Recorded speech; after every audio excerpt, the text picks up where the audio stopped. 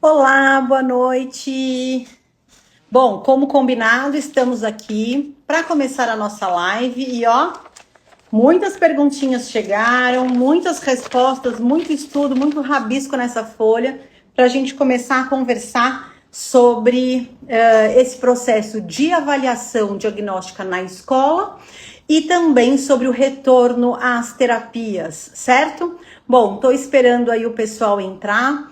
A Marta vai entrar pela Get Academy, então estou esperando ela entrar aí na live para poder convidá-la. Aliás, vamos ver se eu já consigo convidá-la agora. Vou aproveitar aqui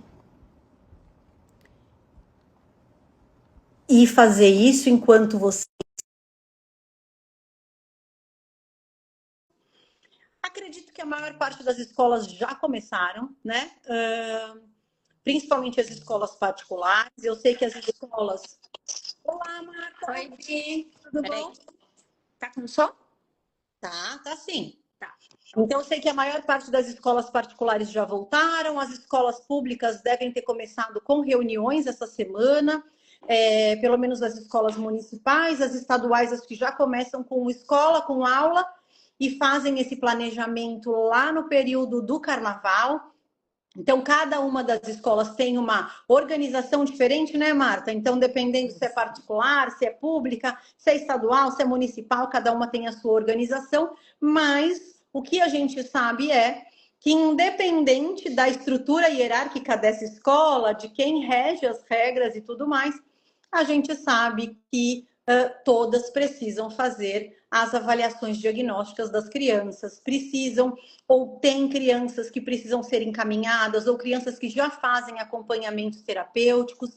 Então, a gente sabe que isso faz parte do universo de quem trabalha com criança, né? Então, sentir a necessidade de encaminhar, de avaliar para descobrir isso, e ao mesmo tempo também de ter essas crianças já em atendimentos, enfim, e agora também retomando não só as aulas, mas retomando as terapias também, né, Marta?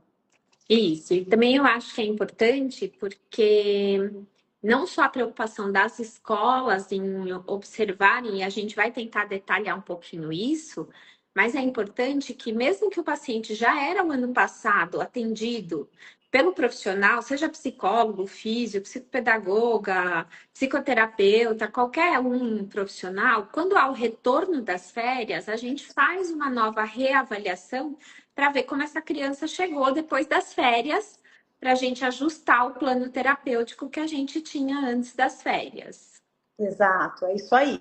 Então, na verdade, acaba sendo recorrente para as pessoas que trabalham com crianças, seja no ambiente clínico ou não, esses processos avaliativos que podem ser mais estruturados ou menos estruturados, podem ser feitos por pessoas específicas, então existem alguns testes, algumas avaliações que só alguns profissionais podem realizar, então que a gente chama isso de testes restritos. E existem outras questões que são mais abertas para demais profissionais e também profissionais da educação. Enfim, então a gente sabe que existe aí esse rol todo de possibilidades e que vai depender do nosso objetivo e do cenário que a gente tiver, né? Deixa eu ver quem está aqui com a gente, ó. A Olha que Marli, legal. Olha, a Geiva amiga de está por faculdade. aqui. A Raquel, a Marli tá aí, ó, Marta. É, A Lucilene, ai Lu, que saudade de você, da Diana, a Sônia e o Silvio, olha lá. Bom, aí. muito bem-vindos à nossa live. Eu já mostrei aqui no comecinho, vou mostrar de novo. A gente recebeu um montão de perguntas. Eu dei uma lida nessas perguntas, eu e a Marta, a gente leu, a gente discutiu, conversou. E aí, então, o que a gente pensou em fazer, como vieram perguntas bem distintas, né, Marta? Tanto da EMEI quanto do Fundamental 2. Então, a gente vai, na verdade, tentar fazer uma linha do tempo, uma organização aí para vocês. E talvez as respostas, talvez você não se sinta tão contemplado na sua resposta, mas fica tranquilo que a sua resposta específica a gente vai gravar um vídeo especial para cada uma das perguntas, tá? Para ser bem específica naquele tema que a pessoa trouxe. Se a gente for se aprofundar, acho que a gente teve 15 perguntas, se a gente for se aprofundar nas 15 perguntas, a gente vai demorar bastante aqui na live e a gente sabe que é dia de semana, a vida está voltando ao normal, né? As crianças estão indo para a escola.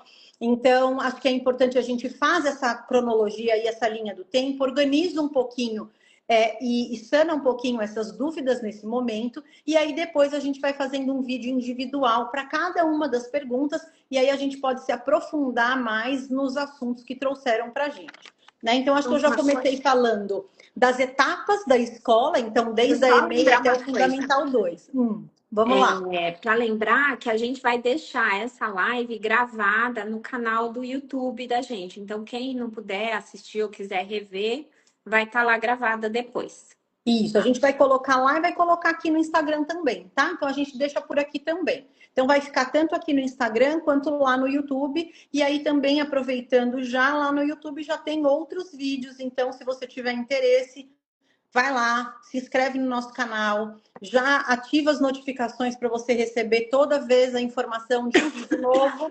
E então acompanha a gente por lá. A gente está colocando temas diversos. E aí a gente também pode, de repente, começar a escrever e gravar e colocar coisas lá que são mais voltadas para a necessidade de vocês, para a curiosidade de vocês, porque o nosso objetivo é esse, tá? Bom, então, independente da etapa de escolarização da sua criança, seja EMEI, seja a primeira vez, seja uma criança que já está frequentando a escola, todas elas precisam ou necessitam ou deveriam ter uma avaliação.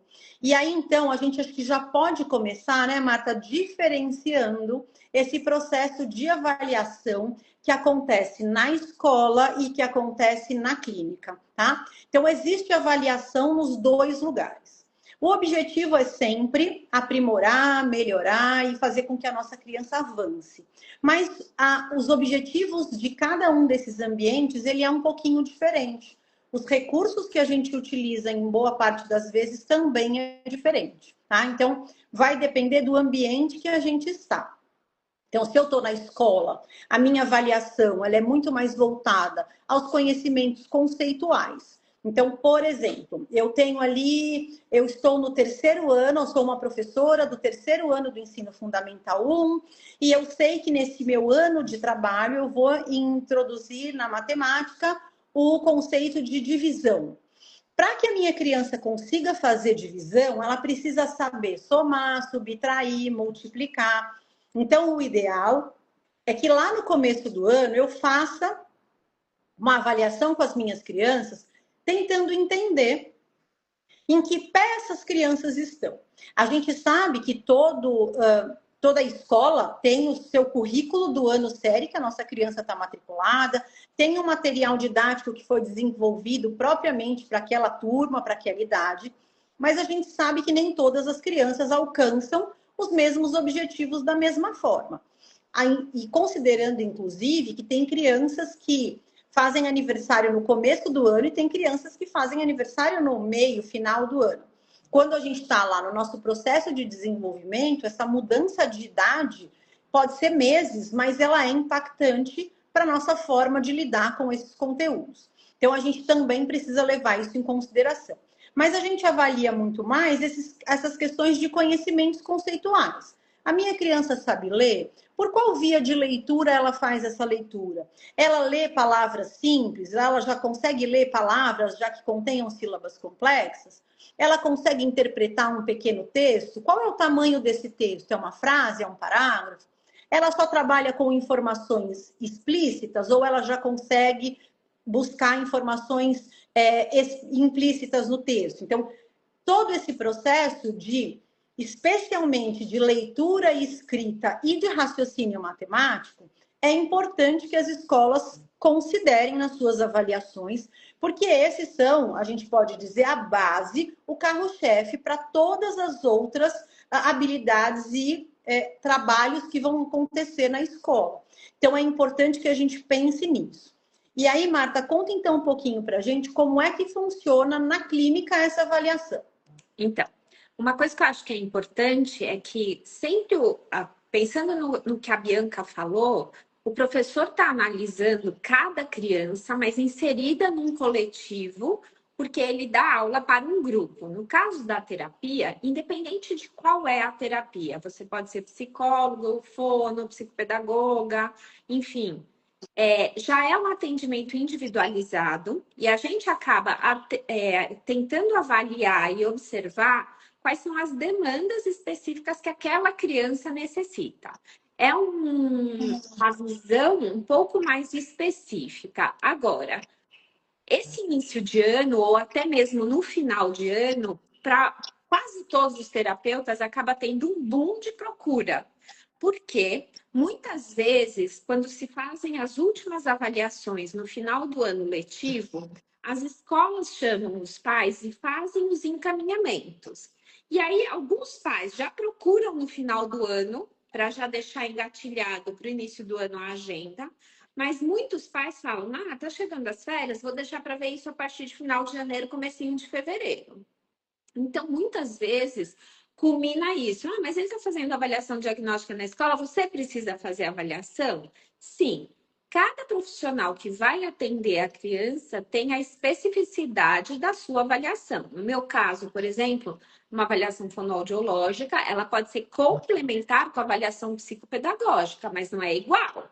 Elas são complementares. Então, são avaliações que vão se somar. Qual que é o último objetivo, tanto da avaliação diagnóstica da escola, como da avaliação do terapeuta? É que a gente consiga somar os esforços e o que a gente vivencia com a criança na terapia no individual e a escola no coletivo, de que maneira a gente, para aquela criança que tem necessidades de um atendimento ou de uma atenção diferenciada nesse processo de aprendizagem, independente de qual é a matéria, como que a gente pode estar casando as estratégias e as habilidades que a gente vai estar trabalhando em terapia junto com recursos que o professor pode utilizar no coletivo.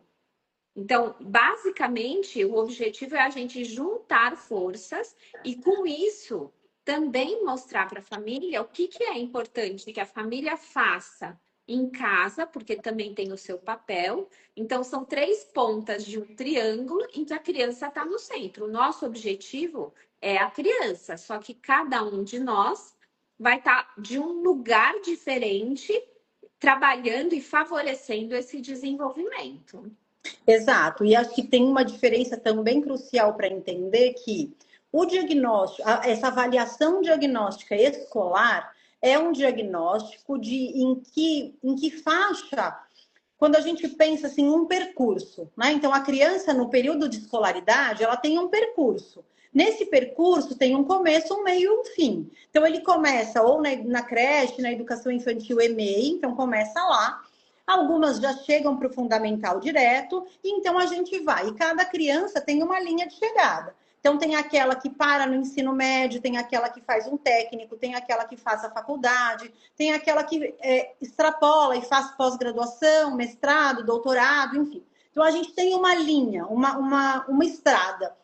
A avaliação diagnóstica da escola, ela vai avaliar o quanto que essa criança já conseguiu consolidar de conhecimento, que vai servir como base, como um pré-requisito para ela conseguir acompanhar a turma que ela está matriculada.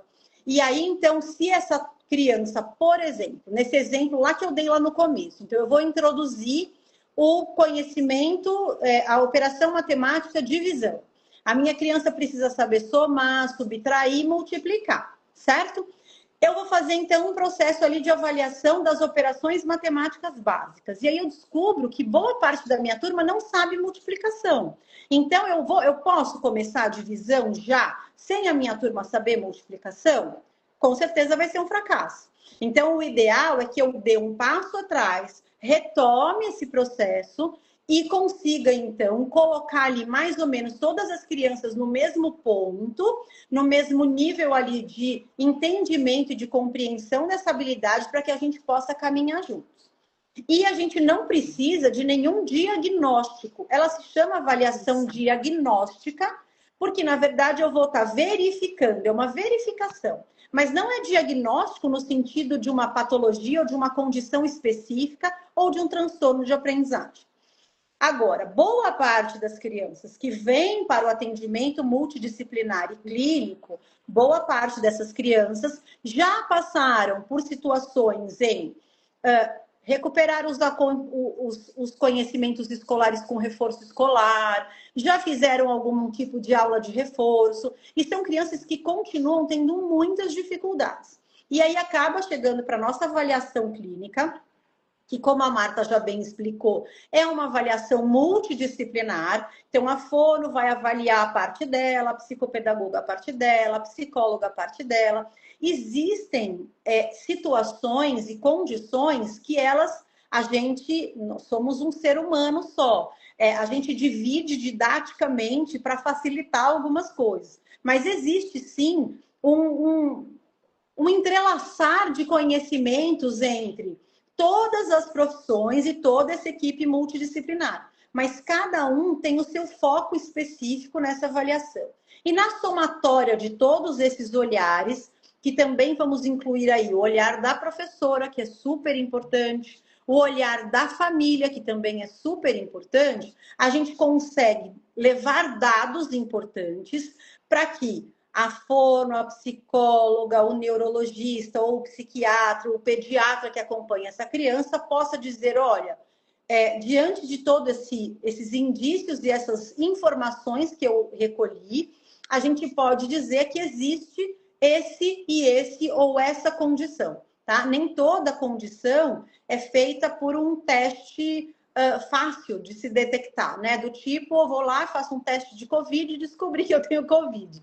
Não é tão simples assim. Muitas vezes é um diagnóstico de eliminação e é um diagnóstico clínico. Então, eu vou observar comportamentos, vou observar alguns fatores ali, e aí a gente tem testes que são elaborados, verificados, padronizados para cada uma das nacionalidades ali, para cada país, e aí então a gente consegue entender qual é a regra da nossa população e fazer ali encaixar a nossa criança dentro dessa régua e descobrir que se ela está ali abaixo da média da nossa população e se ela tem esses desafios para aquilo que é esperado para a idade que ela está, aí sim a gente precisa de uma intervenção clínica. E aí cada uma dessas crianças ou condições vai levar essas crianças para X, Y atendimentos, né? Mas na escola é muito mais concentrado para aquele universo escolar. É muito importante porque isso também pode ser levado para essa equipe multidisciplinar caso essa criança necessite. Por quê? Porque a gente faz essa avaliação no começo, a gente elabora um plano de trabalho, a gente trabalha com essas crianças, então faz esse processo de intervenção e a gente observa quais as crianças que conseguiram avançar daquele ponto em que se encontravam e aquelas crianças que não conseguiram ter tanto sucesso. Então, a gente começa, então, faz uma nova avaliação e aí, então, é como se a gente fizesse um filtro. Tiveram algumas crianças que precisaram só aprender mais uma vez, ter contato mais uma vez com aquele conteúdo escolar e conseguiram avançar e absorveram aquele conteúdo e conseguem seguir com autonomia. E outras crianças que vão precisar de um apoio mais especializado. Então, é como se a gente fizesse um filtro. A gente consegue organizar essas crianças, mas proporcionar uma nova oportunidade para que elas tenham contato com esse conteúdo, com esse aprendizado, antes da gente encaminhar, né, para esse atendimento terapêutico, por exemplo. Então, acho que aí a gente pode reforçar uma das perguntas que fizeram, é se todas as crianças que estão na escola recebem essa avaliação diagnóstica. Sim, todas. Mas não são todas, como a Bianca falou do filtro, que vão ser encaminhadas para uma intervenção clínica. Então, quando a escola diz que está no período de sondagem ou de intervenção de avaliação diagnóstica, o que eles estão fazendo é fazendo esse mapeamento do coletivo. Então, sim, vão ter crianças que já aprenderam, tem crianças que estão com maior dificuldade, mas que estratégias a professora vai estar pondo nesse dia a dia? Aquelas crianças que, além dessas estratégias, necessitam da intervenção clínica ou já estão em terapia, então, essas crianças é que vão estar passando por uma avaliação diagnóstica terapêutica. e não escolar, né? Então, é bem importante diferenciar, porque às vezes o pai escuta assim, ah, mas a escola está fazendo uma avaliação diagnóstica, então meu filho tem um diagnóstico. Não é isso, né? Eu acho que é importante a gente deixar isso bem claro. E aí os professores, no dia a dia da escola, eles vão conseguir, com esse mapeamento, eles conseguem ir adequando às necessidades das crianças os projetos educacionais baseados no currículo para o dia a dia. Exatamente. E acho que também é importante a gente pensar assim, que a sua criança não vai chegar em casa falando, nossa, fiz um teste hoje, fiz um. Na verdade, na escola, são folhinhas de atividade.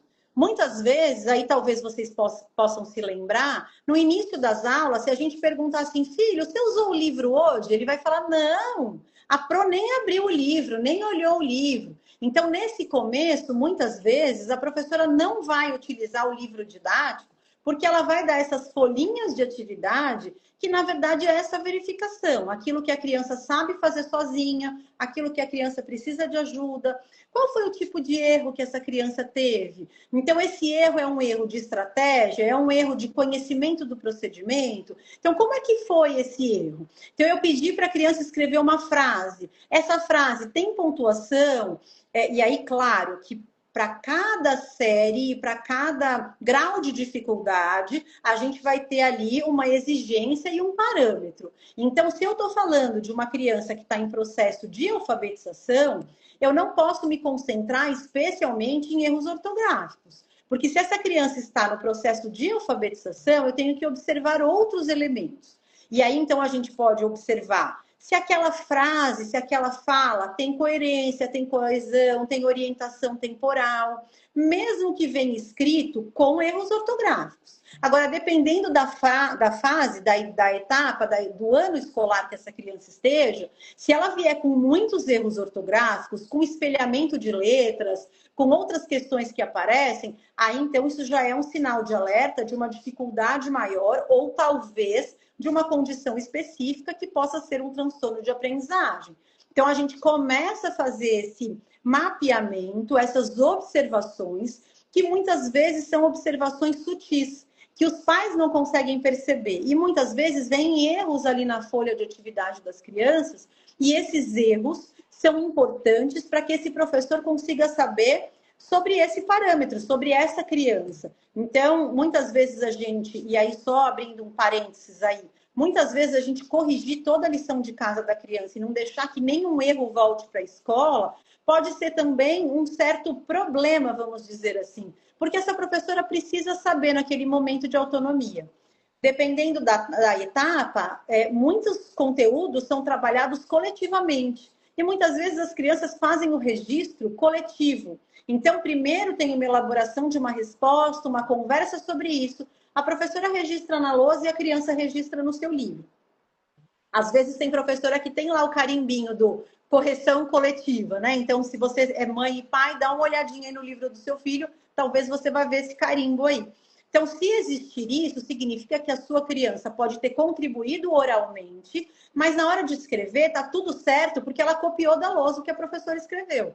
E quando ela está em casa, que ela vai fazer sozinha, é o momento, de repente, da professora poder observar isso também. Então, a avaliação na escola, ela tem um momento específico, que é esse começo de ano, que é o que vai ali nortear o trabalho do professor, mas em contrapartida, ela também tem uma avaliação contínua, porque ao longo das etapas eu vou observando essa criança na interação, na escrita, nos registros, e eu vou conseguindo verificar o quanto que ela está avançando ou não em relação àquela primeira avaliação que foi feita. Então, é super importante a gente também considerar isso e não ter esse medo da criança levar uma lição errada, enfim, porque eu acho que é bastante importante o professor ter esse perfil o mais fiel possível daquilo que a criança foi capaz de colocar. Uma das perguntas que veio, e acho que está bem relacionado com isso dos pais deixarem a criança levar a lição como fez, né, e sem corrigir em casa, é se deveria se dar a devolutiva para as famílias. Então, acho que aqui tem dois pontos importantes. A escola não vai dar a devolutiva assim que acabou a avaliação diagnóstica para os pais e dizer, ó, seu filho tem com dificuldade, isso, isso e isso. Em geral, a não ser que a criança já venha com um histórico de diagnóstico e etc., pode ser que a escola já entre em contato. Mas, normalmente, após esse período de avaliação diagnóstica, a escola monta algumas estratégias e vê se só essas estratégias educacionais em classe dão conta daquelas dificuldades que a professora observou. Se não der conta, aí sim, as escolas chamam, né, em geral, a coordenadora e a professora chamam os pais, e aí eles mostram com instrumentos, então, essas avaliações, o caderno, o livro, às vezes até provas, né, em séries mais avançadas, onde que eles estão observando os problemas que os recursos educacionais da classe não foram suficientes para resolver. E aí sim, se encaminha essa criança para intervenção clínica. Agora, se essa criança chegou numa avaliação clínica, independente de qual é o profissional que está fazendo a avaliação, é obrigatória a devolutiva para os pais. Então, sim, mesmo que essa criança não precise de um tratamento psicopedagógico, fonoaudiológico, psicológico, após esse período da avaliação, o profissional tem que dar uma devolutiva para os pais. Olha, não, eu acho que tem que esperar, não, eu acho que tem que começar a trabalhar e fundamentar isso. Por quê? Então, não é uma coisa que os pais vão ficar sem uma resposta, seja da escola ou seja da terapia, dos terapeutas. Agora, eu acho que a resposta dos terapeutas, entre aspas, vem mais rápido, porque assim que termina esse período de avaliação, e isso varia de profissional para profissional. Então, por exemplo, muitas vezes uma avaliação de processamento auditivo central é feita em uma sessão, 2 sessões, depende da criança. Às vezes você tem uma avaliação neuropsicológica que demora 8 sessões, 10 sessões. Às vezes você tem uma avaliação fonoaudiológica que pode demorar 2 sessões, uma sessão, às vezes demora 4, tudo depende do profissional. Mas seguramente é direito da família, ao final desse processo da avaliação do terapeuta, receber sim um diagnóstico, não, um resultado, uma devolutiva do que foi observado. E a partir daí, traçar junto com a família qual é a demanda, se vai ser trabalhado ou não, qual o profissional que precisa trabalhar isso. Perfeito. E acho que a escola tem um tempo um pouco diferente, né, Marta? Sim. A escola ela não vai fazer uma devolutiva, especialmente dessa avaliação que foi feita no início do ano, do tipo, olha, seu filho chegou no 3º ano sem saber somar. Então, isso não tem necessidade. O que vai acabar acontecendo? A devolutiva da escola acaba sendo nas reuniões bimestrais. Então, essas são as devolutivas. E aí eu deixo aqui uma sugestão para os professores em especial. Eu aqui, que fiquei 20 anos na sala de aula. Não monte a sua reunião, professor, só se queixando dos alunos que não fazem as coisas, que não entregam as lições, que não fazem, que não, enfim, né? Porque o que acaba acontecendo? As famílias que mais precisam não comparecem na reunião, porque elas sabem que elas vão ouvir coisas que elas não gostariam. Então, eu vou contar como eu fazia. As minhas reuniões, assim, uma reunião de início de ano, geralmente, quanto menor a criança, mais reuniões a gente tem. Então, educação infantil, ensino fundamental 1, geralmente tem uma reunião no início do ano letivo. Você não vai esperar o primeiro bimestre para ter uma reunião, você já tem uma reunião ali no início. Nessa reunião, eu já passava toda essa proposta para as famílias. Eu vou iniciar fazendo atividades, descobrindo como estão as crianças de vocês, como que eu posso ampliar. O livro, o registro escrito, principalmente para as crianças até o 3º ano ou 2º ano, não é a melhor forma da gente observar a criança, ou não é o único instrumento utilizado. Então, vão ter momentos em que as crianças estarão brincando e eu estarei avaliando qual é o comportamento dessa criança, como que ela interage, quais são as ferramentas e as estratégias que ela utiliza para resolver um problema, por exemplo.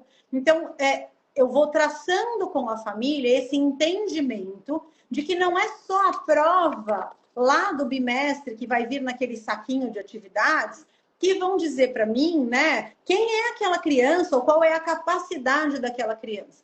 porque a gente sabe que muitas vezes a parte do registro é a última parte que a gente tem ali enquanto competência de autonomia. Então, eu começo a fazer outras questões antes. Então, eu vou dizendo para a família que só estar com a lição copiada ou com toda a lição perfeita não necessariamente vai trazer para mim um perfil de que aquela criança está tendo 100% de aproveitamento. Então, eu falo nessa primeira reunião qual vai ser esse caminho, quais são os meus instrumentos de trabalho. Então, livros didáticos, livros paradidáticos, vídeos, músicas, recursos alternativos, como folhinhas de atividade, enfim, oralidade, projetos. Então, eu apresento para a família qual vai ser esse percurso. E lá no primeiro bimestre, né, dessa reunião de devolutiva do primeiro bimestre, além de mostrar prova, além de entregar essa prova, essa atividade avaliativa escrita, de mostrar livro, caderno, enfim, que muitas vezes já vai como lição de casa e a família já pode estar acompanhando, mas eu vou dando exemplos nessa reunião. Eu também faço uma apresentação, muitas vezes, de fotografias, de registros que eu fiz ao longo desse percurso, de situações que o papel e a parte escrita não é capaz de registrar. Então, eu acho que a gente vai trazendo para o pai também, para as famílias, um entendimento mais completo do que significa esse processo de avaliação. Então, eu não vou avaliar só se a criança sabe, por exemplo, fazer o nome dela, mas eu vou avaliar se essa criança consegue organizar os seus materiais dentro do estojo, se ela consegue guardar esse material, se ela segue as comandas e as sugestões, se ela consegue compreender mais de uma informação ao mesmo tempo, se ela precisa de um pouco mais de cuidado, de fragmentação nessas informações. Então, o quanto que tudo isso também diz muito, e a gente chama esse tipo de avaliação qualitativa. Então, eu vou vendo ali qual é a qualidade de interação da minha criança, como que ela consegue lidar com as situações. E tudo isso muito gradativo, mas acho que é importante a gente colocar isso nessa devolutiva quando a gente faz dos bimestres, para que essas famílias consigam também entender que não podemos dar valor só para aquilo que está escrito no papel, né? Porque às vezes a nossa criança tem dificuldade de escrita por uma condição específica de leitura, de escrita motora ou não, e a gente acaba frustrando demais essa família no sentido de que essa criança não vai atingir esse objetivo. Então, acho que também é importante a gente mostrar outros canais, outras formas. Então, eu deixo essa dica para os professores. Estruture a sua reunião contando do trabalho. Você é pedagogo, você é o professor, você é formado. As famílias não têm essa formação. Para a família, muitas vezes, ela vai ter como referência quando ela ia para a escola. E quando ela ia para a escola, geralmente era muito mais rígido, era muito mais tradicional a forma como a gente avaliava. Então, acho que é importante a gente também mostrar para essa família esses outros cenários, outras coisas que acontecem na escola e que também são levadas em conta e que também são consideradas. Eu acho que é importante, então, a gente sempre ter em mente que, independente de ser na escola ou de ser um terapeuta, a gente não pode falar só o que a criança não faz. É importante a gente mostrar para os pais exatamente aquilo, o potencial daquela criança e o quanto ela já realiza. Nem sempre do jeito que as famílias, né? Vou falar agora mais da parte família, que acho que a Bianca já falou da escola, nem sempre do jeito que os pais estão esperando, mas da maneira que aquela criança pode dar naquele momento. E não significa que vai ser sempre desse jeito. E por isso os terapeutas investem nesse processo terapêutico para a gente poder participar e dar, vamos dizer, lugar para esse potencial da criança se desenvolver. Uma das perguntas que apareceu é se a gente, né? Eu imagino que seja eu e a Bianca, se a gente faz, né? O fono, a psicopedagoga ou a psicóloga faz o diagnóstico. A pessoa perguntou TDAH, tá? Mas qualquer tipo de diagnóstico. Então, assim, no Brasil, a lei é que o diagnóstico é exclusivamente médico. Então, quem vai dar o diagnóstico de se a criança tem TDAH, se é dislexia, se ela tem paralisia cerebral, se ela tem uma surdez, qualquer diagnóstico é o médico. Então, no caso dos diagnósticos que mais aparecem na escola, via de regra, é o neuropediatra ou o psiquiatra. Então, dificilmente é um pediatra que dá o diagnóstico. Tá? Agora, para que esse profissional, o neurologista, o neuropediatra e o psiquiatra, confirmem ou chancelem um diagnóstico, porque aí a gente tem o que esse diagnóstico representa no universo educacional, ele vai precisar das avaliações terapêuticas. Então, em geral, um neuropediatra ou um neurologista ou um psiquiatra, sim, eles vão solicitar as avaliações fonoaudiológicas, neuropsicológicas, do processamento auditivo, psicopedagógicas, emocionais, várias avaliações, e com esses instrumentos em mãos, e muitas vezes até assim, contato com a escola, entrevista com a família, e com isso somado mais a avaliação clínica desse profissional, aí sim ele vai chancelar qual é o diagnóstico. Então, não, tem que ter muito cuidado de qualquer terapeuta, e imagino que tenham terapeutas nos ouvindo, de você chegar e dizer para a mãe, seu filho tem dislexia. Não, pera lá.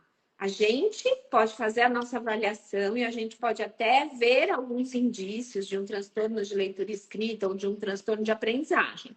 Mas o diagnóstico, principalmente para que a escola faça as adaptações e as flexibilizações necessárias, tem que obrigatoriamente ser chancelado por um médico, tá? Porque senão não tem direito por lei, tá? Isso sim, quem valida o diagnóstico é o CRM do médico, né, Marta? Não tem como. Agora, essa observação, né, e aí a gente chama isso de equipe multidisciplinar, essa observação da equipe multidisciplinar, ela é essencial. Se essa criança já faz algum acompanhamento, porque ela está em processo de avaliação diagnóstica, todos esses profissionais vão ser contatados para enviarem os seus olhares diante daquela criança.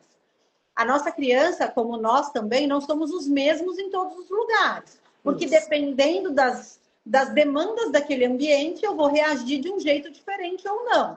E tem ambientes que eu vou ter mais facilidade do que outros. Então, isso também acontece, por isso que essa avaliação é solicitada. Caso essa criança ainda não passe com nenhum atendimento e tenha ido direto para o médico, ele então vai dar esse diagnóstico ou vai solicitar um acompanhamento prévio, vai indicar essas terapias para daí então começar esse processo de avaliação, tá? Especialmente nos casos de avaliação clínica, que não tem, por exemplo, então existem, por exemplo, condições, transtornos ou situações que são genéticas, então a gente faz um exame, vem aquele laudo, aquilo vem descritivo. Você tem isso, ponto final. Então, aí o médico não precisa, é claro, ele sempre vai pedir esse olhar da equipe para poder elaborar o melhor plano terapêutico, mas ele não precisa disso para diagnosticar. Em outras situações, como o transtorno de déficit de atenção, a gente precisa dessa avaliação, desse olhar multidisciplinar para dar conta de fazer essa avaliação. Então, geralmente, esse profissional vai solicitar isso. A gente não dá conta de fazer o diagnóstico, a gente colabora, contribui com o nosso olhar para esse diagnóstico. Mas as intervenções são realizadas por todos nós, dependendo de qual é o ponto de maior desafio para essa pessoa. Então, por exemplo, como aqui no caso, o exemplo é de transtorno de déficit de atenção. É uma pessoa que provavelmente tem dificuldade no planejamento, nas funções executivas, nos processos atencionais. Então, esses estímulos são extremamente importantes de serem trabalhados pelo psicólogo, pelo psicopedagogo. Se essa pessoa tem problemas ou dificuldades em organização do pensamento para conseguir falar, precisa de uma fono. Existem pessoas que têm o transtorno de déficit de atenção com ansiedade, então pode gerar nesse processo de ansiedade uma gagueira, e essa gagueira vai precisar ser tratada e trabalhada também com uma fono. Então, na verdade, tudo vai depender de quais são os profissionais que podem colaborar para trazer esse processo de intervenção terapêutica e de estimulação para essa pessoa, tá? Então, aí a gente pensa que a gente participa desse processo de intervenção, a gente participa desse processo de diagnóstico, mas não somos nós que batemos o martelo aí, que chancelamos, como a Marta colocou, tá? Então, as intervenções, sim, mas a chancela é sempre do CRM. Então, o que é enviado para esse médico? Essas mensurações e as hipóteses, as possibilidades. E esse médico é que vai reunir todas essas informações, mais o olhar clínico dele para conseguir fechar esse diagnóstico. Tem um comentário aqui no chat que diz que a Lucilene, que o que ela mais escuta é que as filhas dela não conseguem aprender nada. Então, acho que aqui é importante a gente ter em mente, agora falando como família, né? Não existe uma criança que sabe tudo e não existe uma criança que não vai aprender nada. O que a gente precisa é, dentro do perfil da escola que essa criança está, como que a gente vai estar trabalhando em parceria, então, as escolas, a família e os terapeutas, como eu já falei, para estar favorecendo o processo de aprendizado. Agora, uma coisa que eu acho que é muito importante, ao longo da experiência clínica, eu tenho observado, nem sempre aquela escola onde a criança está é a melhor escola para ela. E, às vezes, um dos recursos não é a adaptação na própria escola, mas, às vezes, é a troca de escola. Porque aquela escola não está funcionando. E não é porque a escola não é boa, muito pelo contrário. Às vezes, é uma ótima escola, mas a metodologia, às vezes, as possibilidades daquela escola, do que ela tem de recursos para fazer as flexibilizações e as adaptações. Então, vou dar um exemplo clínico que aconteceu comigo há algum tempo, de uma criança que precisou mudar de escola, tá? Sexto ano. Ele acabou sendo retido à série, refez o sexto ano em outra escola, e as coordenadoras e mesmo os professores com quem eu pude ter contato, porque fim de 2 já é mais difícil a gente conseguir reunião com eles, mas os professores de português, especificamente de matemática, eram super disponíveis com a coordenação e a orientadora educacional. Só que eles foram muito claros. Aquela escola, ela trabalhava num sistema de apostilas que já vinham prontas e eles não tinham como mudar aquela apostila ou fazer atividades extra àquela apostila para aquela criança poder fazer e seguir dentro das necessidades específicas que ela tinha. Então, a própria escola foi muito, eu acho muito ético da parte da equipe docente de reconhecer essa dificuldade e a gente pensar, então, com a família, num perfil de escola que atenderia mais essa criança. Então, quando uma mãe fala assim, eu só escuto que não aprende nada, então acho que é importante a gente pensar, não sei se tem diagnóstico ou não tem, enfim, não conheço, mas o que eu acho que é importante, independente de qual seja o diagnóstico, tá? Do não ter nada até ter tudo, com várias comorbidades, é importante a gente pensar, então, será que eu não preciso procurar um perfil de escola que se adeque à minha criança? Ou não, de repente está na escola pública e tem que ser a escola perto da casa onde essa criança estuda. Então, vamos pensar que tipo de recursos, ou sala de recursos, ou outras coisas a gente pode tentar fazer com que esse professor utilize lá. Ou eu já tive a experiência, por exemplo, da gente pegar material que a escola enviava, a gente adaptava e a gente mandava pronto para a escola, porque o professor não tinha como fazer isso. Então, assim, recursos existem. Acho que depende também um pouco assim da como é que os profissionais vão estar pensando juntos que alternativas a gente vai fazer para essas crianças, porque todo mundo é capaz de aprender. Todo mundo. Tá? Bom, eu vou dizer, eu conheço a Lu. Aliás, eu atendi a filha da Lu, a Diana, e ela aprendeu demais. Demais, demais, demais. Isso a Lu pode dizer aí.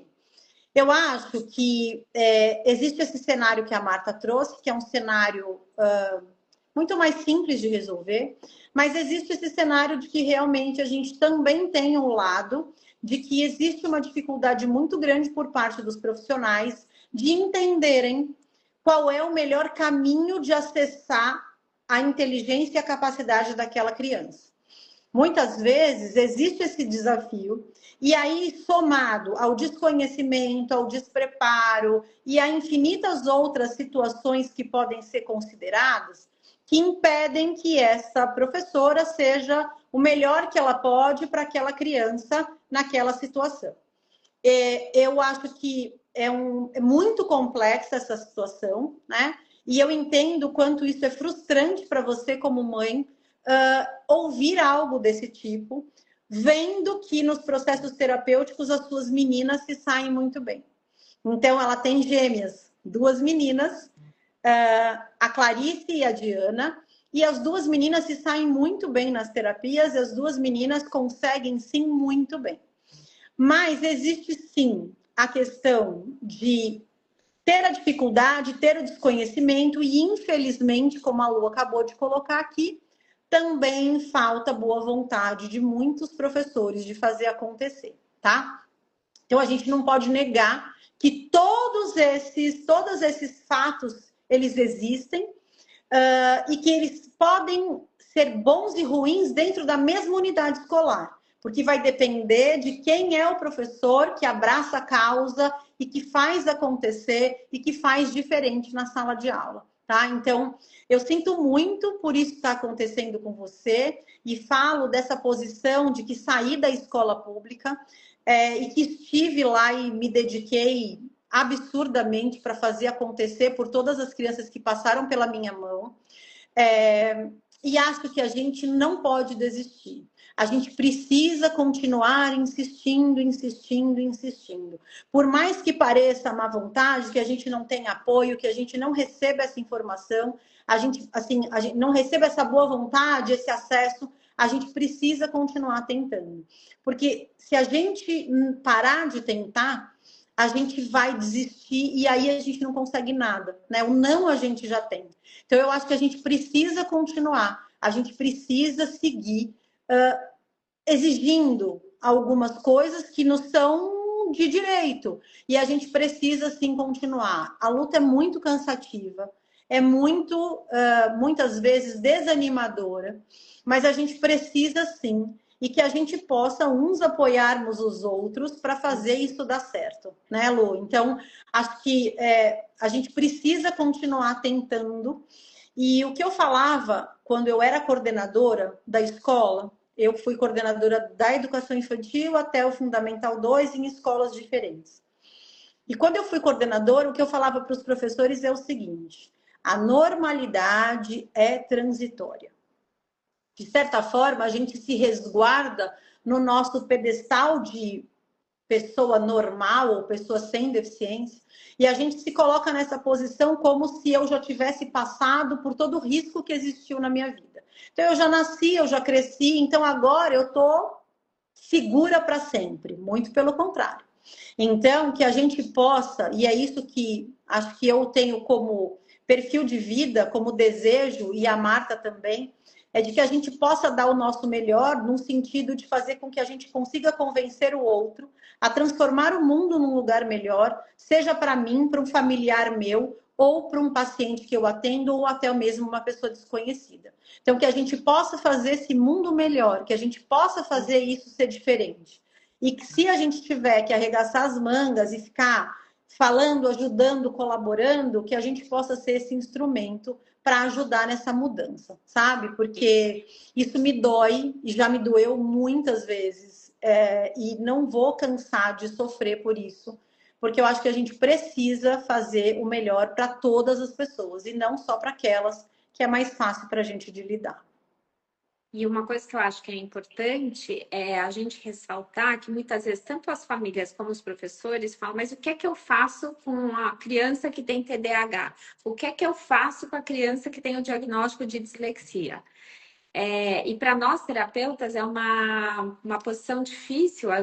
2 semanas atrás, Bianca e eu, a gente foi em 2 escolas falar E acho que uma das coisas que a gente tentou enfatizar bastante é que, assim, não existe uma receita.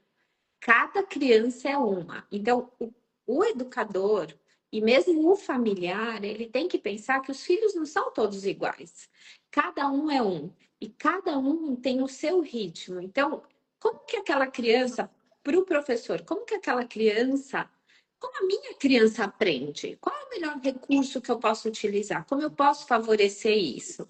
E não achar que eu só preciso passar o currículo. E a mesma coisa os pais.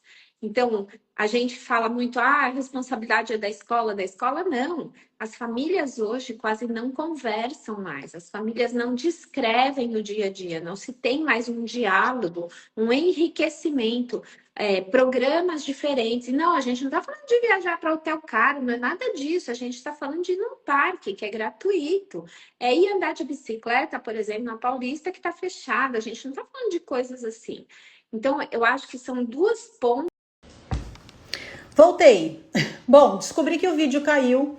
Eu não sei se caiu para todo mundo, se caiu primeiro para Marta, se caiu primeiro para mim, enfim. Mas voltei aqui e a gente vai só finalizar, só agradecer e contar aí para vocês que